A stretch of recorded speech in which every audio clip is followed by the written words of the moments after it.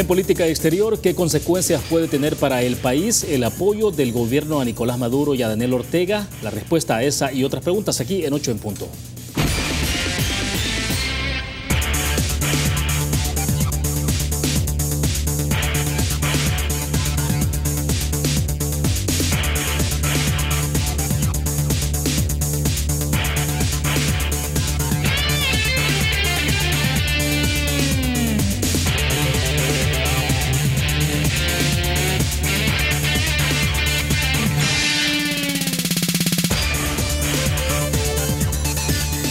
Buenas noches, bienvenidos a 8 en Punto, gracias por estar con nosotros. Los temas sobre los que va a girar un poco la entrevista de este día, que es dedicada al análisis con nuestros panelistas, es un poco sobre la política exterior de nuestro país. En este caso, desde luego, estaremos hablando sobre la situación de Venezuela, el caso nicaragüense, sin duda alguna, y un poco también sobre el entorno del contexto electoral que está viviendo nuestro país.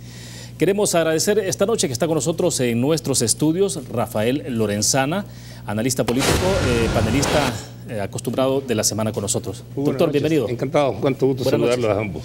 Placer. Excelente. También agradecemos a Jorge Villacorta, también analista político, que nos acompaña en esta oportunidad. Jorge, bienvenido. Bien, placer. Es un gusto estar con los amigos. Bueno, excelente. Vamos a iniciar con un tema que tiene que ver con la decisión del presidente de la República. Digamos que no es un tanto nuevo esto, el hecho del respaldo reiterado, continuado de parte de la administración de Salvador Sánchez Serén hacia el gobierno, al presidente de Venezuela, Nicolás Maduro. Pues tomó posesión este día Nicolás Maduro y el presidente de la República ayer, a través de un comunicado, confirmó que estaba viajando a Venezuela. Llegó a Venezuela, allá se ha reunido junto con otros presidentes que son los que han estado integrando más que todo la Alianza Bolivariana de los Pueblos y ratificando el apoyo de su gobierno a la gestión de Nicolás Maduro, a una gestión muy cuestionada, sobre todo porque ha habido desconocimiento al resultado electoral de en aquel momento que ha llevado al poder ahora a Nicolás Maduro. Los países del Grupo de Lima, que prácticamente han desconocido a Nicolás Maduro, lo ha hecho la Organización de Estados Americanos también este día, en un proceso donde nuestro país también se abstuvo de votar en esta votación al interior del organismo interamericano. Y entonces, bueno, quisiéramos conocer, doctor Lorenzana, un poco las impresiones, porque vamos a ver si tenemos algunas imágenes, o creo que tenemos imágenes ahí, de esa visita que ha hecho el presidente salvadoreño a Venezuela, para que las mostremos mientras conversamos. Pero bueno, un poco su opinión, doctor. Bueno, la verdad es que no es nada sorpresivo. Lo que es sorpresivo es que el presidente Sánchez Serén, lo que es en El Salvador, no se le ve para nada, no sale en nada, no participa en nada, pero sí tiene tiempo para ir a Venezuela y acompañar un régimen que, como usted bien lo presentó, está altamente cuestionado, que no es posible que todos los países de la América Latina, excepto 3, que son los que le han dado el respaldo: Cuba, Bolivia y El Salvador. Es más, llama la atención que ni siquiera Ortega estuvo presente. Entonces, realmente, ya, como país, es una situación que típicamente el salvadoreño común podría titular como una payasada. Realmente el presidente aquí no se le ve, no toma situación activa en el gobierno de El Salvador. Anda Óscar Ortiz por todos lados, pero él realmente para Venezuela sí tiene tiempo. Ahora, ¿cuál es el problema? No es que tenga tiempo para ir a Venezuela el fondo, sino que el fondo es que estos países como Venezuela, y nosotros estamos a las puertas de un proceso electoral tan importante, tenemos que utilizar estas experiencias para beneficio propio. ¿Qué es lo que pasó en Venezuela? En Venezuela el sistema democrático, el sistema político se fracturó por todas las picardías de los partidos establecidos en aquel momento. Vean lo que tenemos ahora: llega un Chávez y ahora un Maduro, y se mantienen las condiciones de la mayoría de venezolanos en las que yo, como salvadoreño, no quisiera estar, porque es un descalabro completo. Se han echado encima toda la América Latina y buena parte del mundo, y luego la gente, que es lo más importante, los ciudadanos están saliendo como locos para todos lados, invirtiendo en Panamá. En Colombia salen cantidades navegables de venezolanos, y eso realmente nos debía de llamar la atención a todos. porque los partidos responsables de haber resquebrajado la democracia en Venezuela, aquí también en El Salvador, tienen mucha responsabilidad. Y ahora nos corremos el riesgo de que vayamos a tomar un patrón, si no igual, parecido al de Venezuela, y eso es peligroso como salvadoreño. Ya. Y lo que ha dicho el presidente Salvador Sánchez Serén en sus declaraciones allá en Venezuela, dice es que nos sentimos felices de estar en esta tierra que nos recuerda a nuestro hermano y líder Hugo Chávez, una tierra de lucha permanente y un ejemplo para América Latina y el Caribe. Además, dijo que era un día histórico para Venezuela y que en ese país comienza el proceso de consolidación de la paz, de fortalecimiento de la democracia y que nos sentimos, dice, orgullosos de estar compartiendo este triunfo del pueblo venezolano. Explíquenos entonces, Jorge, un poco también la reflexión de cómo a la luz de esto se puede reflexionar. Y ahora sí quiero precisar el dato de cómo fue la votación en la OEA, en la Organización de Estados Americanos, porque se tomó una resolución de desconocimiento, desde luego, al régimen de Nicolás Maduro con 19 votos a favor. Hay 6 en contra, 8 abstenciones y una ausencia. En las 8 abstenciones está nuestro país. Sí, bueno, no hay ninguna duda que el proceso venezolano se ha ido deteriorando para el régimen de Maduro. Hay un aislamiento evidente internacional. El Grupo de Lima es importante porque son los vecinos precisamente. Y luego, al ir de alguna manera moviéndose el péndulo de posiciones político-ideológicas, si usted quiere izquierda, hacia centro o centro-derecha, pues esas correlaciones han cambiado y por consiguiente el aislamiento todavía es evidentemente mayor. Brasil era un aliado clave, en este momento ha dejado de serlo, y hasta ahora las cosas que yo he visto, quienes asistieron, qué presidentes asistieron, y hasta donde he podido ver algunas fotografías, puedo estar equivocado, estaba obviamente el presidente de Bolivia, sí, Evo Morales, y estaba Sánchez Serén de El Salvador y el presidente cubano, es decir, y eso hay una foto, por lo menos es lo que me ha aparecido en mi teléfono, donde aparece eso. Creo que esa es una muestra del aislamiento. Ahora, también hay otro tipo de símbolos. Desde hace algunas votaciones ha cambiado la posición de El Salvador de estar en un apoyo en la hora de los votos e incluso deteniendo decisiones para pasar ahora a la abstención. Tanto en el caso de Nicaragua como en el caso de Venezuela estamos viendo ese tipo de señalamientos. Creo que eso pretende una posición más pragmática que político-ideológica. Pero lo que usted tiene entonces es una posición clara. Medardo dice, mire, nadie de izquierda puede hacer críticas a los dos regímenes, que evidentemente hay situaciones, perdóneme, que no son de la democracia a la que tanto nos esforzamos todos por conseguir en nuestro país. Sí, hombre, pero si se luchó precisamente contra los abusos de derechos humanos frente a los abusos de las Fuerzas Armadas, y ahora resulta que tenemos en ambos casos, me refiero a Venezuela y Nicaragua, de distintas formas, pero bueno, sufrimiento de la gente evidente, una situación económica terrible con inflaciones increíbles que me dicen, mire, son más de 2000%, imagínate eso, esa locura. Alguien decía, mire, un ingeniero está ganando, un técnico está ganando 10, 12 dólares mensuales por el cambio, y además tiene que salir corriendo porque se esfuma el dinero más que el combustible. Eso es ahora, pero imagínense, el precio del petróleo está abajo de 48, abajo de 50.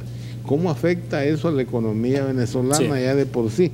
Entonces, no hay ninguna duda que el respaldo que se le da tiene un carácter estrictamente político-ideológico. Sí, pero también de pagar compromisos. Alba. O sea, El Salvador, el presidente estaría pagando la factura en ese sentido. Pagando la factura de los compromisos de Alba. Y perdone, con Nicaragua, pues pagando aquellos compromisos donde para el FMLN, durante el conflicto, la retaguardia no solo para el FMLN, también para nosotros del FDR en aquellos tiempos, pues era Nicaragua la retaguardia, y esas cosas de alguna manera entre aliados de ese tipo y compartiendo la concepción ideológica, ya. Así se explica las posiciones. Tengo que hacer la primera pausa. Cuando regresemos me interesa conocer, doctor, la opinión de usted también de qué implicaciones. Estamos en la recta final de la elección presidencial del 3 de febrero en nuestro país. ¿Y qué tipo de implicaciones puede tener eso? Sobre todo porque de repente hemos visto a un candidato presidencial del FMLN, Hugo Martínez, manteniéndose un poco con cierta cautela sobre esos temas, ¿no? Y ahora el presidente de la República reitera el endoso de respaldo a Nicolás Maduro, que ahora sí a nivel mundial se está conociendo como una dictadura. Después lo platicamos después de una pausa comercial. Regresamos. Banco Promérica cuenta con la garantía de rapidez en todas sus cajas, donde te atienden en 20 minutos o menos. Continuamos en 8 en punto. Doctor Lorenzana, un poco dejaba planteada la inquietud de qué tipo de repercusiones puede tener esta decisión del presidente de la República. Bueno, ya conocemos, ¿no?, el reiterado apoyo a regímenes como Nicolás Maduro o Daniel Ortega en Nicaragua. Pero en el contexto que estamos viviendo, que es particular en nuestro país de elecciones, no sé hasta dónde eso pueda tener alguna repercusión. Ya hemos visto declaraciones, y le decía en el corte, por ejemplo, Nayib Bukele decía en un tuit que reconocer el nuevo periodo presidencial de Nicolás Maduro es estar en contra de la democracia, independientemente se presente como izquierda o derecha. Agregaba que no se puede reconocer una presidencia que no ha sido electa libremente por el pueblo, en El Salvador o en Venezuela. Y justamente Medardo González había dicho temprano, ¿no?, que nadie que se precie de izquierda podía estar cuestionando a un gobierno como el de Nicolás Maduro o el de Daniel Ortega. Pues sí, eso es lamentable, que se hagan cosas como esa, de que nadie puede cuestionar a un rey. ¿Por qué no?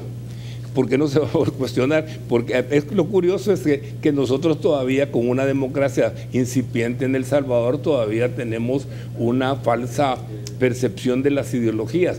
Entonces no podemos cuestionar a una persona como... ¿Cómo no se va a poder cuestionar a una persona como Maduro o a Daniel Ortega en Nicaragua?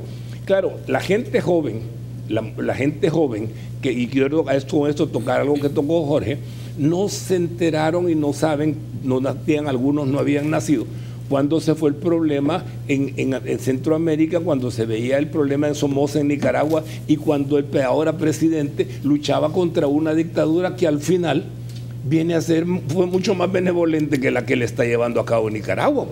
Y esa gente fue la que luchó y trabajó y apoyó inclusive la lucha armada en El Salvador, porque querían que la situación cambiara para un sistema democrático.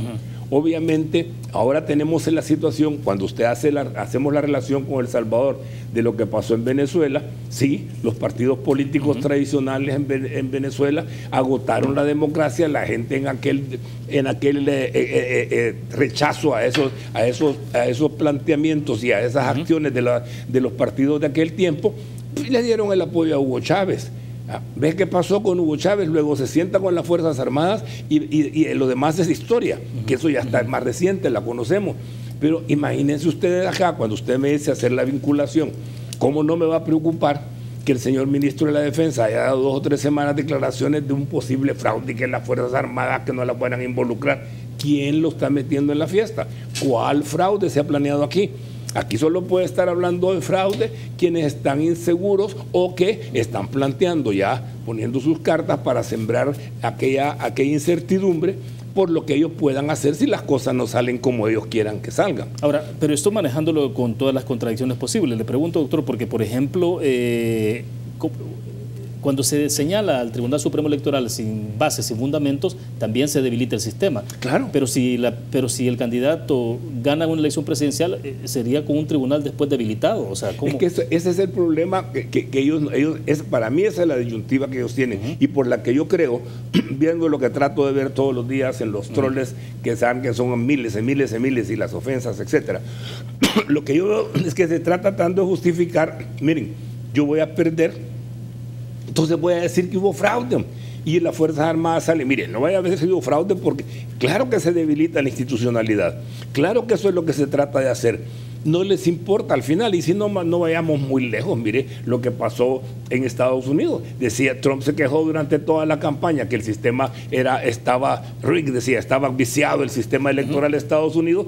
Él gana y ya no está viciado, pues. Al contrario, ahora él ganó con gran mayoría aplastadora. Entonces, estos demagogos, porque esa es la palabra, son demagogos que tienen a su lado personas que están dispuestas a ir con ellos porque quieren compartir, quieren compartir de la desesperanza de la gente, quieren compartir el poder para poderse ellos también enriquecer.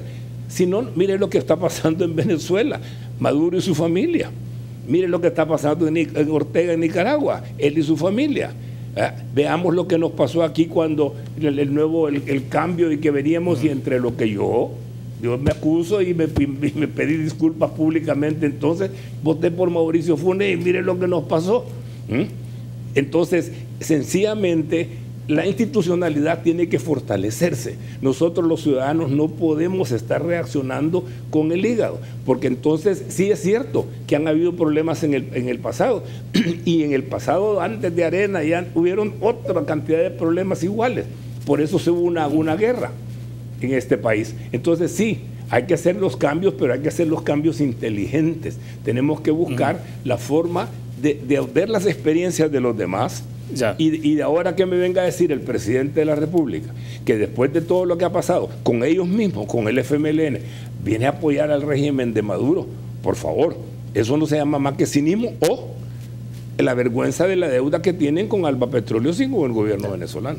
Ingeniero, siempre en el seguimiento del análisis, porque quiero que hablemos un poco también de lo que está pasando en Nicaragua, porque hace algunos minutos ha trascendido una información importante en Nicaragua y tiene que ver con la renuncia de un magistrado a la Corte Suprema de Justicia que además era sandinista y ha renunciado por argumentos interesantes que los podemos ver más adelante, pero bueno.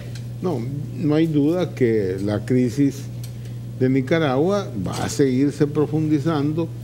Ese hecho de que renuncie de esa manera una persona que está, porque ha sido precisamente la Sala Constitucional, la Corte, la que ha fortalecido y mantenido todas estas posibilidades para que Daniel siga allí, y las posibilidades de su salida no le ve sentido, no le veo posibilidad ninguna. El diálogo ¿para qué? Si todo el punto es, él se queda hasta que haya nuevas elecciones donde él también va a competir, entonces es la de nunca terminar.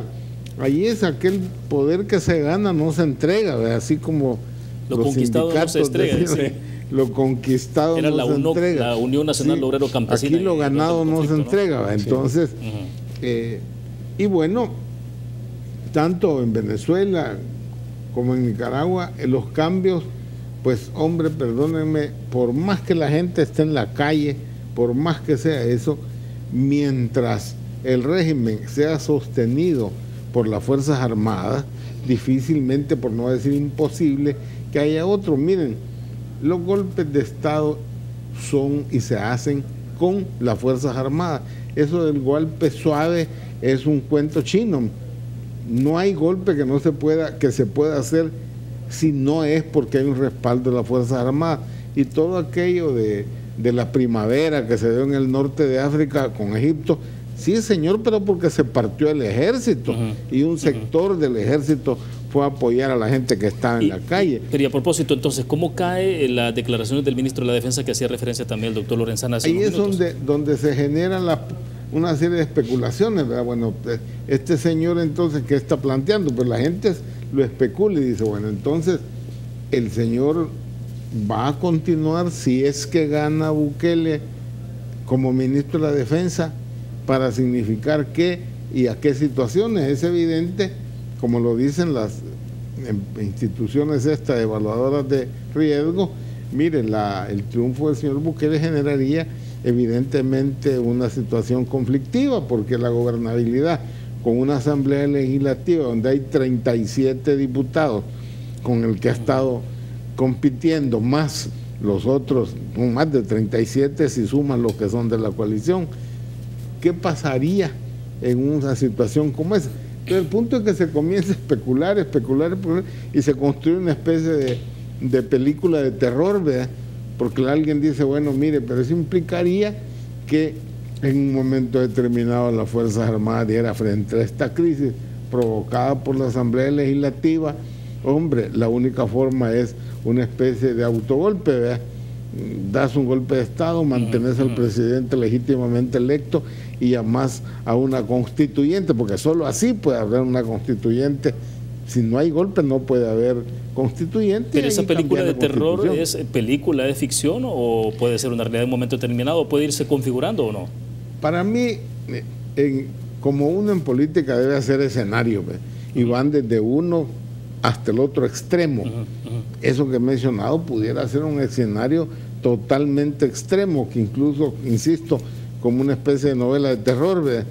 Pero la especulación existe por hechos simples.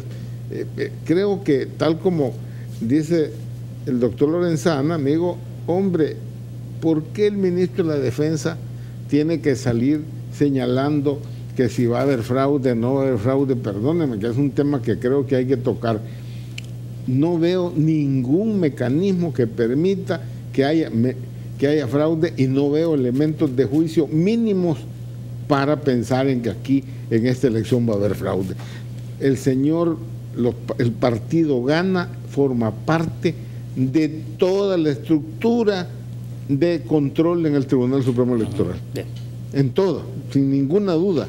Obviamente, el señor Nayib, que no es competidor, o su partido no es competidor directo, pero está incorporado con ganas y son una alianza. Entonces no se puede decir que haya fraude con todo el mecanismo de transparencia que el domingo presentó el tribunal. De acuerdo, nos quedamos en el punto. Cuando regresemos vamos a leerles la carta que ha enviado ahora sí Rafael Solís Cerda. Él era magistrado de la Corte Suprema de Justicia de Nicaragua y se la envió a Daniel Ortega y a Rosario Murillo. Vamos a una pausa, volvemos. Bien, continuamos en 8 en punto. Les decía en el segmento pasado lo que está pasando en Nicaragua también, el caso de Rafael Solís Cerda, que el 8 de enero, hace 2 días, presentó su renuncia y trascendió hoy, esta tarde en Nicaragua, presentó su renuncia como magistrado de la Corte Suprema de Justicia y allá obviamente que es distinto la modalidad que tiene porque es declaradamente sandinista, ¿no? Y él renunció entonces también al Frente Sandinista porque decía él que el gobierno ha ido endureciendo posiciones hasta llevarnos a un aislamiento internacional. Hablaba también de, por ejemplo, de que la realidad dice que es que más allá del número de los muertos tan sentidos por su persona, por el dolor de sus madres y demás familiares que pueden ser más o menos de los 325 señalados y que en su gran mayoría fueron del sector opositor al gobierno y circunstancias que en algunos casos pueden ser asesinados incluso, dice, más allá de los 500 presos que se consideran, hace toda una argumentación, ¿no?, alrededor de la situación de represión que ha habido en Nicaragua.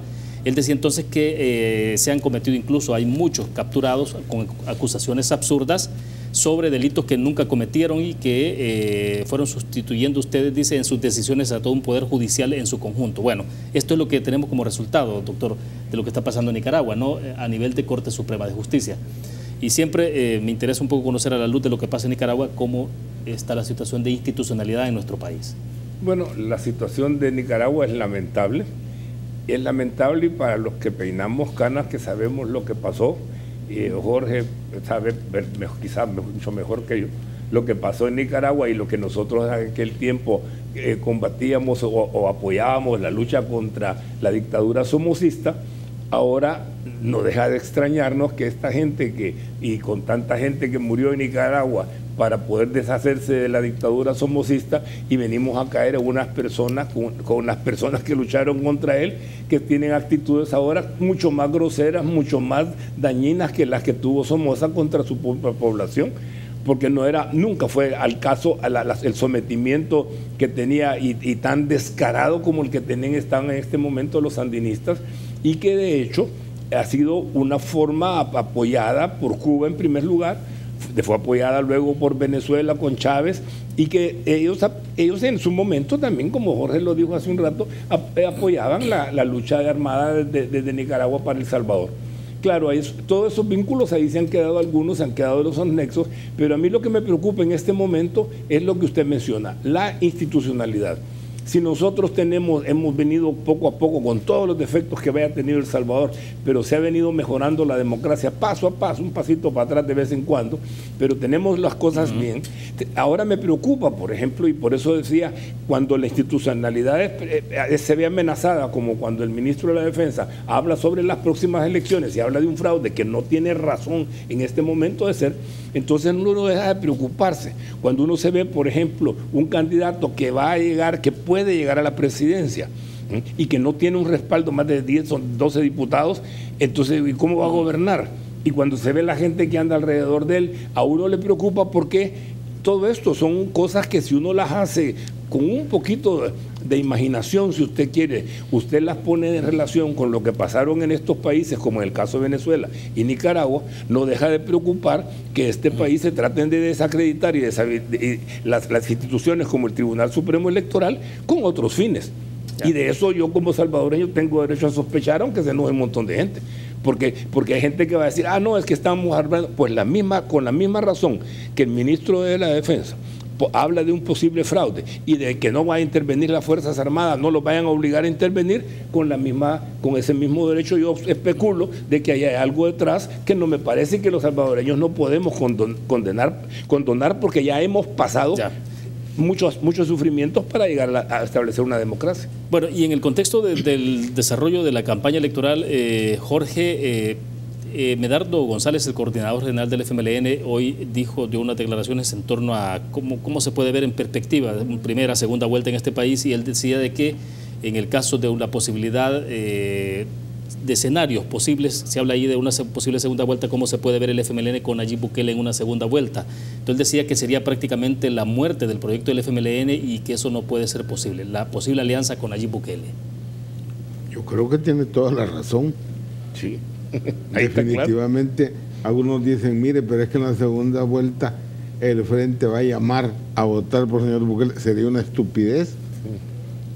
Para empezar, porque no hay ninguna duda que buena parte de los votos que respaldan o que aparecen en las encuestas reflejándose van a estar o están, dentro de aquellos 300,000, 400,000 votos que el Frente no tuvo en la elección del 4 de marzo.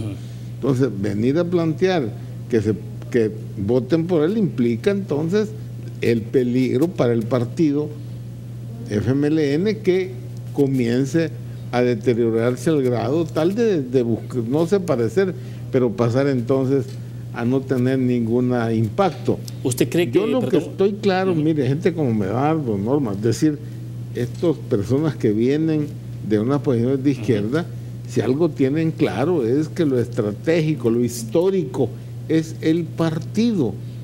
El gobierno es una cosa que hoy vas a estar, mañana no vas a estar. Claro, si lo alcanzaste, vas a hacer todo lo posible por no soltarlo. ¿Y pero no estará dividido el FMLN en esa visión? Claro, yo no veo al FMLN metiéndose a eso de estar llamando a votar. Lo más que van a hacer es lo clásico, dejar a su gente a que decida por su conciencia qué hacer. Algunos definitivamente, entre que no gane Arena, pensarán en eso, pero otros seguramente o se quedan en su casa o simplemente buscan formas de anular o en blanco. Hay varias formas de enfrentar eso. Yo nada más en lo anterior queramos decir esto: en Nicaragua no es sandinismo, el gobierno no es sandinista, el gobierno es orteguista. El sandinismo es otra historia. Y ya lo que queda, imagínense, hasta el propio hermano está en diferencias totalmente con Daniel. O sea, el general Humberto está en una posición totalmente diferente, y no digamos el resto de comandantes, los comandantes Tellas, etcétera. Eso ya no es el sandinismo, es el orteguismo. ¿Pero quién lo sostiene? ¿Quién lo sostiene el orteguismo en Nicaragua? El ejército.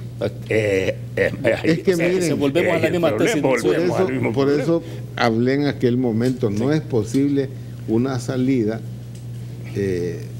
simplemente porque la gente esté en la calle. Eso no es, ahí en esos puntos las Fuerzas Armadas son determinantes. Venezuela es lo mismo y Nicaragua es lo mismo. Nos quedamos en ese punto porque sí me está indicando que tenemos que hacer la pausa comercial. Vamos con nuestros anunciantes, volvemos. Bien, estamos exactamente a 23 días para la elección presidencial, doctor Lorenzana. Entonces, y por cuestión de tiempo, para ir rápido, ¿no? Y al cierre, ¿cuáles son como las 3, 4 cosas que habría que tener en observación permanente, digamos, en cuidados intensivos, si lo queremos ver así, para que este evento electoral de verdad sea entonces un ejercicio democrático y no termine desdibujándose por diferentes razones? Yo creo que la ciudadanía es la clave. La ciudadanía debe estar con una mentalidad abierta. El otro día, cuando lamentamos, dijimos aquí que no había que votar ni con el hígado ni escoger con el hígado. No, yo no le digo a nadie por quién votar. Si lo que a mí me interesa como salvadoreño es el futuro del país. Venimos de una mala experiencia, de 20 años de Arena, de 10 del Frente. Son 2 malas experiencias que hemos tenido, pero también tenemos que ver quiénes son las personas. No toda la gente que está al frente, no toda la gente que está en Arena han sido pícaros. Ahora lo que tenemos que buscar es para dónde vamos como país, y no me canso de decir, y Jorge lo sabe, ustedes lo saben, salvadoreños que quieren, busquen. Nosotros éramos en el tiempo de la dictadura militar el país líder en Centroamérica. Aquí venían a estudiar de todas para la Universidad de El Salvador, de todas partes de Centroamérica. Aquí venían las industrias a establecerse primero que en el resto de Centroamérica. Veíamos de menos a nuestros hermanos hondureños. Hoy todas las maquilas van para Honduras, se están yendo, inclusive se fueron muchas a Nicaragua, que estarán lamentando. Pero ¿qué es lo que nos pasa? Nosotros no queremos ver las cosas positivamente, con el orgullo de ser salvadoreños y de ver que podemos salir adelante, pero que tenemos que pensar que ya pasamos de 2 bachilleres, que miren lo que nos hicieron, que tenemos que ver ahora que nos gobierne gente que nos ayude a salir adelante, gente capaz, competente. Y no eso quiere decir fulano, mengano, perencejo, no. Tiene que decir, yo como ciudadano me voy a hacer responsable, y cuidado con dejarnos llevar por esa cantaleta de que puede haber un fraude, porque eso no ha habido, no ha existido, y es muy difícil con una institucionalidad como la que tenemos que esto llegue a pasar. Sin embargo, si llegara a pasar, otro vamos a ver en ese momento, pero no podemos estar diciendo sin ninguna pista que aquí va a haber un fraude, porque eso es falso. De acuerdo, ingeniero. Sí, quizás iniciar con ese punto. El domingo hubo un ensayo de la transmisión de resultados en el tribunal, y fue sumamente interesante cómo ver que de 2:30 que comenzó la transmisión a las 5 de la tarde estaban más del 80 y tantos % de las actas recibidas, ocupadas, establecidas, puestas entonces listas. ¿Para qué? Para que cualquier ciudadano con su teléfono va a la aplicación y puede encontrar la urna que quiera, 468, y le va a aparecer los votos de cada uno de los contendientes. Pero puede decir, bueno, si eso está ahí, pero ¿y el acta? Ah, bueno, también iba a tener el acta completo. Por consiguiente, no hay forma, como en el pasado, de que había dudas que el acta había sido mal escrita, etcétera. No, señor, va a poder usted como ciudadano ver también el acta. Pero además de eso, esta es una elección más simple, sencilla. Claro. Es una sola papeleta, es una sola acta, no hay folios, no hay nada. Entonces, perfectamente, mire, a las 5 se cierra por ley el proceso de votación, 5:30, 6, lo más tarde, la mesa estará trabajando, las juntas receptoras de votos. A mí me parece que resultados, tendencias, a las 8 de la noche los tendrán. Entonces no es lo mismo que la elección de diputados y alcaldes, sí, es otra cosa totalmente compleja. Eso yo no veo, insisto, posibilidad ahora de esos fraudes de lo que están hablando por los mecanismos de transparente que están. Eso para mí está claro de que no hay posibilidad ninguna, me parece a mí, hasta ahora, elementos de juicio para eso. Entonces, estar desprestigiando la institucionalidad, lo que pasa es que uno dice, bueno, si hoy desprestigias a esa institución, ¿quién dice que mañana no vas a tratar de desprestigiar otras instituciones que te causen o estén en contra de tu manera de pensar? Sí. Entonces, eso es...